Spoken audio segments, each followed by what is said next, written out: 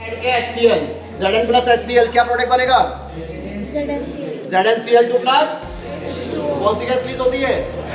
यानी मेटल जब भी एसिड में ऐड किया जाता है तो कौन सी गैस रिलीज करता है? अभी आप देख रहे हैं रिएक्शन हो रही है, हाइड्रोजन रिलीज हो रही है। अगर इसके आप माउथ में बर्निंग मैच स्टिक लाऊंगा तो कैसा साउंड आना चाहिए? ऑब्जर्व करें। तैयार है सभी? चलिए, तो ये मैच स्टिक, ये देखिए, आ रही है पॉप साउंड।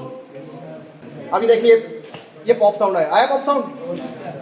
कौन सी गैस पॉप साउंड क्रिएट करती है?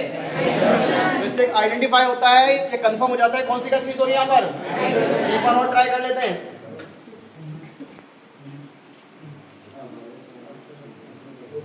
देखिए आया पॉप साउंड, इससे कंफर्म हो जाता है कौन सी गैस रिलीज होती है। कैसी हाइड्रोजन गैस? Colourless, odourless. फिर कैसे पहचानेंगे? स्मेल आएगी नहीं, देख पाएंगे नहीं, तो किससे पहचानेंगे? पॉप साउंड क्यों आएगा? क्योंकि हाईली इन्फ्लेमेबल गैस। चलिए यहाँ हम देख सकते हैं एक टेस्ट ट्यूब में हमने जिंक प्लस HCl लिया हुआ है, जिनकी रिएक्शन से हाइड्रोजन गैस रिलीज होती है। उस हाइड्रोजन गैस को हमने फ्लो किया है सोप सॉल्यूशन में, जहाँ पर एक बबल फॉर्मेशन हो रहे हैं। अब इन बबल के अंदर कौन सी गैस है? हाइड्रोजन। तो इस बबल को ब्लास्ट करके देखते हैं कि मैच स्टिक के साथ पॉप साउंड, देखिए कितना अच्छा पॉप साउंड क्रिएट हो रहा है। और एक बार देख लेते हैं कि मैच स्टिक के साथ पॉप साउंड होता है या नहीं। ये देखिए पॉप साउंड क्रिएट होता है।